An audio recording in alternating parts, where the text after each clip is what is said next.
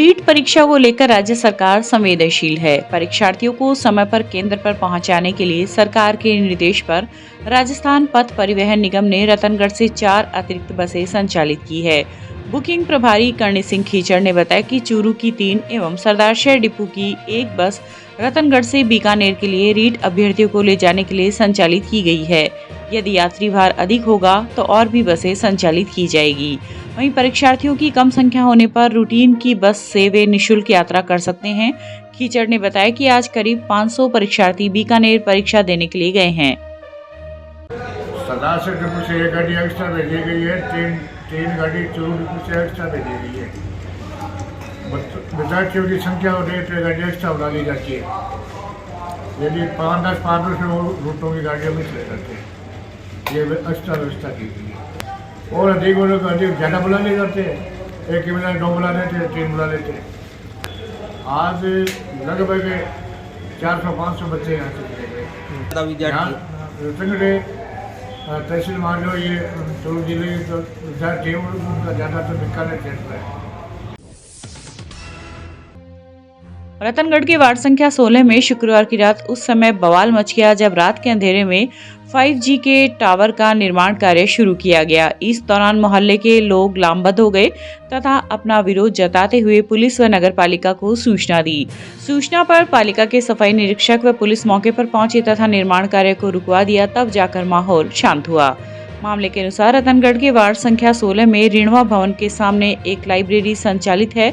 उक्त लाइब्रेरी के टेरेस पर निजी मोबाइल कंपनी का 5G टावर लगाया जा रहा है। वार्ड के दीपक डीडवानिया ने बताया कि 2 दिन पूर्व मोहल्ले में एक शादी थी। उस दौरान वार्ड के सभी लोग बारात में गए थे। पीछे से लाइब्रेरी के संचालक ने टावर का निर्माण कार्य शुरू करवा दिया। शुक्रवार को अधूरे पड़े कार्य को रात के अंधेरे में फिर से शुरू किया गया तो वार्ड के लोग लामबंद हो गए।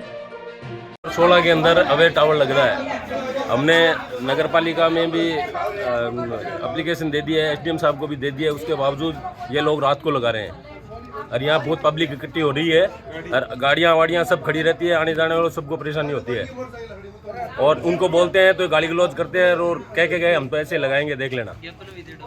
ज्ञापन भी एसडीएम साहब को दिया गया है। हमारे वार्ड 16 नंबर में जो ये 5G टावर लग रहा है, इसका मोहल्लेवासी सब विरोध कर रहे हैं। इन्होंने किसी भी मोहल्ले वाले से नहीं पूछा और किसी की अनुमति नहीं ली और अभी जब हम आए हैं तो हमको गाली निकाल रहे हैं और ये कि टावर नहीं हटेगा। लेकिन मोहल्ले वाले सब इकट्ठे हो रहे हैं, आप देख सकते हैं। हम इसका विरोध कर रहे हैं कि यहाँ पे 2 लाइब्रेरी हैं और बच्चे आते हैं, बच्चियाँ आती हैं, उस पर गलत प्रभाव पड़ता है इसका 5G का। चेयरमैन साहब का फोन आया था कि वार्ड नंबर 16 के आसपास के लोगों ने सारे टावर लग रहा है उसका विरोध कर रहे हैं, तो आप मौके पर जाए और टावर से संबंधित जानकारी ली गई। और एक बंदा मिला, उसको मैंने पूछा, उसने कहा भैया साहब हमारे पास परमिशन है, पर परमिशन है या नहीं, मोहल्ले का विरोध है कि वो टावर नहीं लगना चाहिए। ये इनकी मांग है कि पूरे मोहल्ले में ये बात नहीं होनी चाहिए। मैंने इनको रोका है कि भी आप इस टावर को रात को नहीं लगाएंगे। अगर आपके पास लगाना है तो आप सुबह नगर पालिका में संपर्क करेंगे और उसके बाद कार्रवाई करेंगे। चूरू के लोहिया महाविद्यालय में आयोजित सरगम 2023 कार्यक्रम के समापन समारोह में आज प्रतिभाओं व प्रतियोगिताओं के विजेताओं को प्रमाण पत्र व प्रतीक चिन्ह देकर सम्मानित किया गया। समारोह में शिक्षाविद पूर्व प्राचार्य HR ईशरान ने कहा कि एक विद्यार्थी को शिक्षा के साथ ऐसे आयोजनों में भाग लेना चाहिए जिससे विद्यार्थी का मनोबल बढ़ सके। एक विद्यार्थी को अनुशासन में रहकर अध्ययन करना चाहिए। अनुशासन आपको सफलता की तरफ लेकर जाता है। शिक्षाविद डॉक्टर एलन आर्या ने कहा कि हर एक विद्यार्थी को अपने गुरु का सम्मान करना चाहिए। गुरु के ज्ञान से एक मुकाम हासिल किया जा सकता है। इस अवसर पर प्राचार्य महावीर सिंह, डॉक्टर शेर मोहम्मद, डॉक्टर KC सोनी आदि उपस्थित रहे। रतनगढ़ में सोशल मीडिया पर ब्राह्मण समाज के खिलाफ अभद्र टिप्पणी करने का विरोध जताते हुए पांडित्य कर्म एवं ज्योतिषीय कार्य करने वाले दर्जनों लोग आज लामबंद हो गए तथा पुलिस थाना पहुंचकर अपना विरोध जताया। पुलिस ने आक्रोशित लोगों से समझाइश की व दोषियों के खिलाफ कार्रवाई करने का आश्वासन दिया, तब जाकर लोग शांत हुए। इस घटना को लेकर आर्याव्रत हिंदू सेना के बैनर तले लिखित में शिकायत भी दर्ज करवाई गई है। मामले के अनुसार सोशल मीडिया पर पांडित्य कर्म करने वाले लोगों के खिलाफ असामाजिक तत्वों ने टिप्पणी करते हुए पोस्ट को वायरल कर दिया। पोस्ट के वायरल होने के बाद ब्राह्मण समाज के लोग लामबंद हो गए तथा इस तरह का कृत्य करने वाले लोगों के खिलाफ कार्रवाई की मांग को लेकर पुलिस थाने पहुंचे। इस मौके पर आर्याव्रत हिंदू सेना के दिवाकर बंसिया, दीपक डीडवानिया, प्रकाश बुढ़ाटरा आदि मौजूद रहे। ये विप्र और हमारे पंडितों के ऊपर जो ये दो असामाजिक तत्व हैं उन्होंने कुठाराघात किया है, इसके लिए हमने केस उन पे किया है और हम कड़ी उनकी आलोचना करते हैं। और अगर 24 घंटे में हमें पुलिस वालों ने कोई कार्रवाई नहीं की तो इसके आंदोलन के रूप में हम उसको ले जाएंगे। हिंदू युवा सेना और पांडित्य कर्म करने वाले सभी विप्रों ने मिलकर कुछ असामाजिक तत्वों के खिलाफ FIR दर्ज करवाई है, जो कि सोशल मीडिया के माध्यम से ब्राह्मण समाज, साधु संत इत्यादि सभी लोगों पर अभद्र और गलत टिप्पणियां कर रहे हैं। उनके खिलाफ कानूनन कार्रवाई करने का आर्यावर्त हिंदू युवा सेना ने निवेदन किया है। राजलदेसर के मेहंदीपुर बालाजी मंदिर के पास बालाजी भक्त मंडल की ओर से आयोजित 9 दिवसीय रामकथा में आज व्यासपीठ पर विराजित कथावाचक रामानंद महाराज ने कहा कि राम कथा का श्रवण करने से साक्षात भगवान का प्रसाद प्राप्त होता है। उन्होंने कहा कि कथा का प्रसाद उसे ही मिलता है जो नियमित कथा का श्रवण करता है। इस अवसर पर यजमान गोवर्धन लाल भाटी ने आरती कर अतिथियों का दुपट्टा व राम दरबार की प्रतिमा भेंट कर सम्मान किया। श्री बालाजी भक्त मंडल द्वारा मेहंदीपुर बालाजी मंदिर प्रांगण में भव्य राम कथा का आयोजन रखा गया है। इस कार्यक्रम को हमारे बालाजी महाराज के द्वारा ही निमित्त और पुजारी जी महाराज के आदेशों से हम सब ने ये आह्वान किया राम कथा का, और इस हेतु सब सेवा कार्य में लगे। हमारी राम कथा का कार्यक्रम 24 दिनांक 24 फरवरी से शुरू हुआ, जिसमें भव्य जुलूस यात्रा का आयोजन दादोजी मंदिर से लेके मेहंदीपुर बालाजी मंदिर तक पूरे गांव में से होते हुए जुलूस यात्रा बहुत ही आनंदमय और उत्साहपूर्वक रही। और उसके उपरांत महाराज श्री और उसी जुलूस यात्रा के अंदर महाराज श्री रामानंद जी महाराज का रथ यात्रा का कार्यक्रम रहा। जुलूस यात्रा में कच्छी घोड़ी और ऊँट घोड़े और इसके साथ ही अन्य रंगारंग कार्यक्रम के साथ में हमने नाचते गाते हुए जुलूस यात्रा का आनंद लेते हुए मेहंदीपुर बालाजी मंदिर तक हम लेके आए। एक बहुत ही अच्छी कलश यात्रा रही। इसके बाद में कार्यक्रम शुरू हुआ, जिसमें श्रीमान महाराज श्री पूज्य रामानंद जी महाराज द्वारा बहुत ही सुंदर राम कथा का आयोजन किया गया। यह कथा 1:30 बजे से लेकर 5:30 तक रही और इसमें इन्होंने कथा के अंदर बहुत ही सुंदर वर्णन करते हुए कथा का जो मुख्य महत्व है हमें समझाया कि राम कथा रामचरितमानस का क्या महत्व है। और इसी कथा में इन्होंने बताया कि भगवान श्री शिव जी और पार्वती जी के विवाह का कार्यक्रम भी इन्होंने हमें बहुत ही अच्छे और आनंदमय तरीके से समझाया।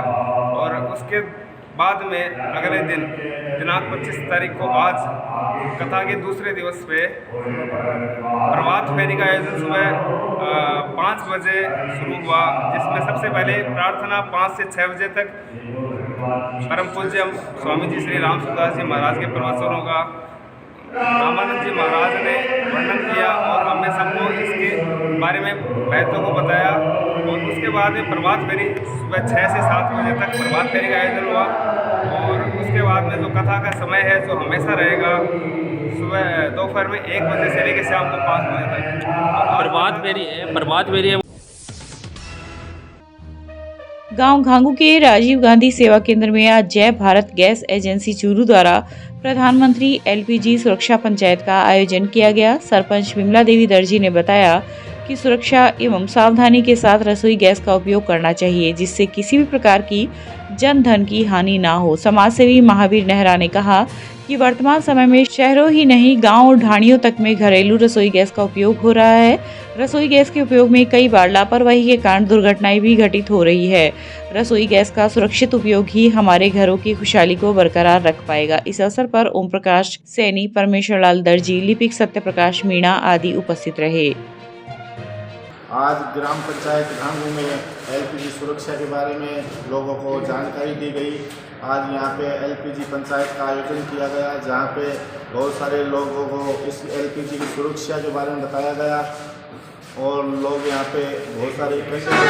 एलपीजी सुरक्षा बहुत ही ज़रूरी है, इसका उपयोग सही तरीके से करना चाहिए और एलपीजी की यानी सुरक्षा सभी को रखनी चाहिए। आज हमारे ग्राम पंचायत भांगू में ये आयोजन रखा गया है और सभी लोगों को इसके सुरक्षा के बारे में बताया गया है। मेरा नाम ओम प्रकाश सैनी है। चूरू सेंट्रल कोऑपरेटिव बैंक द्वारा आयोजित ग्राम सेवा सहकारी समिति के पदाधिकारियों की बैठक में आज तहसील की 27 ग्राम सेवा सहकारी समितियों के नवनिर्वाचित अध्यक्षों का माल्यार्पण व प्रतीक चिन्ह भेंट कर स्वागत किया गया। समारोह की अध्यक्षता बैंक के प्रबंध निदेशक मदन लाल शर्मा ने की। समारोह में समितियों के अध्यक्ष व व्यवस्थापक को बैंक द्वारा समस्त योजनाओं की जानकारी दी गई। बैंक की FDR पर ब्याज दर 7.55% 1 से 2 वर्ष तक, वरिष्ठ नागरिकों को 8.05% व बचत खाते में 5% ब्याज के संबंध में जानकारी देकर समिति के कार्यक्षेत्र से अवगत करवाया गया। इस दौरान खासोली ग्राम सेवा सहकारी समिति के अध्यक्ष हरलाल सहारण, लाखाऊ समिति के अध्यक्ष रणजीत सिंह राठौड़, देपालसर समिति अध्यक्ष मनोहरलाल खीचड़ आदि उपस्थित रहे। जितने भी अध्यक्ष बने हैं चूरू तहसील में ग्राम सेवा सहकारी समितियों की, उनका आज हमने अभिनंदन किया है। उनको हमारे बैंक की योजनाओं के बारे में जानकारी दी है और उनको ये पता होना चाहिए कि बैंक से आपसे हमारे क्या संबंध है। तो उन्होंने हमारी अमानतों के बारे में बताया है कि जो सामान्य पर हम FDR पे 7.55 देते हैं और सीनियर सिटीजन में हम लोग 8.05 देते हैं, जो सभी बैंकों से लगभग ज़्यादा है। और इसलिए हम उनसे निवेदन किया है कि कृपया आप गाँव से जो अमानतें हैं वो लाएँ और आप भी इसमें हमसे मिलके काम करें। इसमें बैंक का फायदा है, आपका भी फायदा है। आपका नाम और पद? Sanjay Punia, branch manager cooperative bank Churu.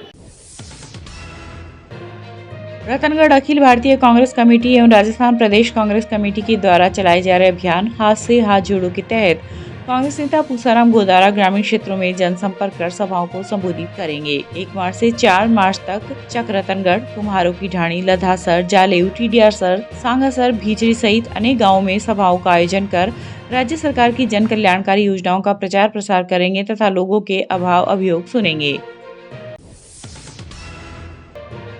Bhadra के गांव जिगासरी छोटी के पास आज गांव के डॉक्टर चंदपाल कसवा, रामकुमार कसवा, राजेंद्र गढ़वाल आदि ने एक हिरण को कुत्तों से बचाया और उसका प्राथमिक उपचार कर वन विभाग की टीम को सूचना दी। सूचना के बाद वनपाल सहायक हंसराज टीम के साथ वहां पहुंचे व घायल हिरण को अपने साथ ले गए। चूरू स्थित कुनिया कॉलोनी रेलवे फाटक के पास आज यातायात पुलिस ने मोटर व्हीकल एक्ट का उल्लंघन करने वालों के चालान काटे। यातायात पुलिस के ASI जितेंद्र सिंह ने बताया कि एक्ट के तहत सीट बेल्ट, वाहन में काली फिल्म लगाने, बिना हेलमेट के बाइक चलाने, बिना नंबर प्लेट के वाहन और तेज गति से चल रही गाड़ियों सहित 20 वाहनों के चालान काटे गए। इस दौरान अधिकारियों ने यातायात नियमों का उल्लंघन करने वालों से समझाइश भी की। अधिकारियों का आदेश अनुसार शहर में विभिन्न स्थानों पर व्यक्ति अवहेलना करने वालों वाहनों के खिलाफ व्यक्ति तहत कार्रवाई की जा रही है। जो व्यक्ति के अंदर है, बिना सीट बेल्ट है, हेलमेट है, बिना नंबर है, प्लेट है, काले शीशे है, साथ साथ में अवहेलना करने वालों को समझाइश भी की जाएगी। रतनगढ़ में दहेज की बात को लेकर ससुराल पक्ष के लोगों ने विवाहिता से मारपीट कर उसे प्रताड़ित किया व घर से निकाल दिया। इस आशय का मुकदमा 23 वर्षीय विवाहिता ने आज पुलिस थाने में दर्ज कराया है। पुलिस ने विवाहिता की रिपोर्ट पर मुकदमा दर्ज कर जांच शुरू कर दी है। विवाहिता द्वारा दी गई रिपोर्ट में उल्लेख किया गया है कि उसकी शादी वर्ष 2014 में चंपावासी निवासी युवक के साथ हुई थी। शादी के बाद दहेज को लेकर ससुराल पक्ष के लोगों ने विवाहिता को प्रताड़ित किया व मारपीट कर 21 फरवरी को उसे घर से निकाल दिया। पुलिस ने मुकदमा दर्ज कर जांच शुरू कर दी है। निवासी रतनगढ़ इसने दर्ज करवाया है कि इसके 2014 में निवासी चंपावासी के साथ शादी हुई थी। कुछ दिन इसको ठीक रखा, उसका पति और ससुराल वाले दहेज के लिए तंग परेशान करने लगे और 21 तारीख को उसको मारपीट करके घर से निकाल दिया, जिस पर आज दहेज प्रताड़ना प्रकरण दर्ज किया गया है, जिसके साथ श्रीमान थानाधिकारी महोदय सुभाष चौधरी द्वारा की जा रही है। चूरू सदर थाने के ASI सुरेश कुमार में टीम ने शुक्रवार को खारिया गांव के एक युवक को घर में शांति भंग के आरोप में गिरफ्तार किया है। ASI सुरेश ने बताया कि खारिया निवासी एक व्यक्ति अपने घर में शराब पीकर झगड़ा कर रहा था, जिससे परेशान होकर उसके पिता ने सदर थाने में रिपोर्ट दर्ज करवा दी। रिपोर्ट मिलने पर सदर थाने के एसआई सुरेश कुमार में टीम को लेकर गांव पहुंचे तथा उक्त व्यक्ति को शांति भंग में गिरफ्तार कर लिया, जिसे आज सदर पुलिस ने एसडीएम कोर्ट में पेश किया, जहां एसडीएम ने उसे 10,000 रुपए के जुर्माने की सजा सुनाई। खारिया जो काफ़ी दिनों से शराब पीकर अपने परिवार के जनों के साथ मारपीट व लड़ाई झगड़ा कर रहा था, उसके पिता द्वारा रिपोर्ट पेश करने पर मौका पर पहुंचकर शांति भंग के आरोप में उसको गिरफ्तार किया गया था, जिसको आज पेश न्यायालय किया गया है। न्यायालय द्वारा उसको 10,000 के जमानत मुचलकों और 6 माह के पूरी शांति पर पाबंद किया गया है। रतनगढ़ तहसील के गांव लदासर में बीए फर्स्ट ईयर की छात्रा की आज अचानक तबीयत बिगड़ गई। परिजन उसे जिला अस्पताल लेकर आए, जहां डॉक्टरों ने उसे मृत घोषित कर दिया। सूचना पर पुलिस जिला अस्पताल पहुंची तथा घटना की जानकारी ली। सब इंस्पेक्टर माणकलाल डूडी ने बताया कि गांव लदासर निवासी 18 वर्षीय कांता की आज अचानक तबीयत बिगड़ गई। परिजन उसे रतनगढ़ जिला अस्पताल लेकर आए, जहां रास्ते में ही कांता की मौत हो गई। आज हॉस्पिटल से जरिए टेलीफोन सूचना मिली थी कि कांता पुत्री भवनलाल जाति ब्राह्मण निवासी लद्दासर उम्र 18 साल को मर्दावस्था में राजकीय चिकित्सालय सुधार से लेकर आए हैं। इसी तलब पर रवाना होकर सरकारी अस्पताल रतनगढ़ पहुंचा, जहाँ मृतक का पिता भवनलाल मिला, जिसने बताया कि मेरी पुत्री सुबह 4 बजे उसको उल्टी और दस्त हुए थे, उसे बीमार हो गई, जिसको इलाज है तो यहाँ सरकारी अस्पताल लाए तो डॉक्टर ने मृत घोषित कर दिया। मृतका की लाश को मोर्चरी में रखाया गया, पीएम करवाया जा रहा है। पीएम करवा के वारिसान को डेड बॉडी